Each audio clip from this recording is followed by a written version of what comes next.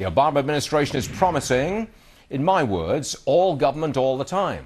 Again, here's President Obama from a campaign event over the weekend. The question in this election is, which way do we go? Do we go forward towards a new vision of an America in which prosperity is shared, or do we go backward to the same policies that got us into this mess in the first place? Shared prosperity.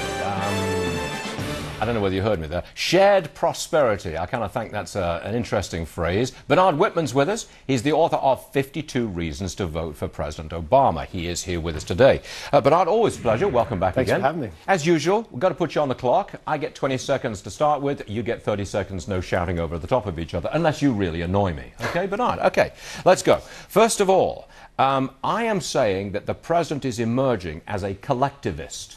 Shared prosperity.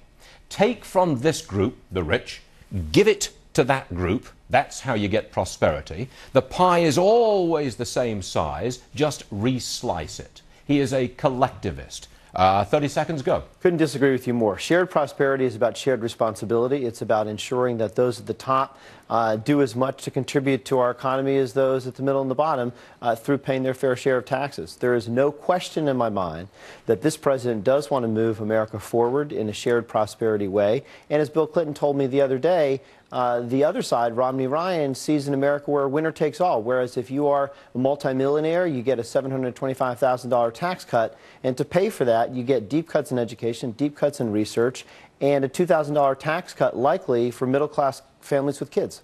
Okay. That was a pathetic attempt at justifying the collectivism of our president, but I'll let you get away with it. Thank you, and I'll use part of my 20 seconds to say that that was a pathetic attempt. Medicare. We know we've had the Ryan plan demagogued to death.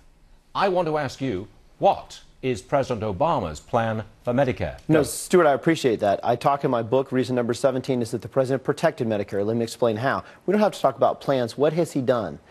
So far, 5.2 million seniors and those on disability have received $3.7 billion in savings through prescription drug cost lowering. Before health care reform, the Medicare Trust Fund was supposed to expire in 2016. It's now going to live on for an additional 8 more years. And the fact is, prescription drug cost savings have been, on average, $600 for each senior on Medicare. So he is already working to give seniors preventative care screenings, free mammograms, free smoking cessation, colon cancer screenings, which is going to reduce the cost of the program. Well, you didn't answer the question, so I will. I'll answer it for you. President Obama's plan for the future of Medicare is to cut approximately $500 billion from it and to raise taxes. He proposes to cut costs by $500 billion by eliminating waste and fraud. Let me tell you this. That is $1 billion a week. So I ask you, Bernard, which agency, which program in the history of the United States of America has ever eradicated, cut costs by $1 billion a week and kept it up for 10 years? Tell me. Well, you've actually missed the largest place that cuts are going to come from. That is unnecessary payments to insurance companies. So it is not exclusively waste and fraud. It's actually trying to cut out the middleman and ensuring that Medicare dollars, which are after all taxpayer dollars, are going directly to care rather than through administrative costs. That is the entire goal of health care reform, is to take money out of the insurance companies' pockets and put it into the hands of the American people through better health care. Okay.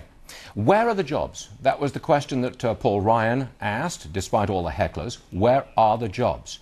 Let's roll it. Just have a listen to this. Go.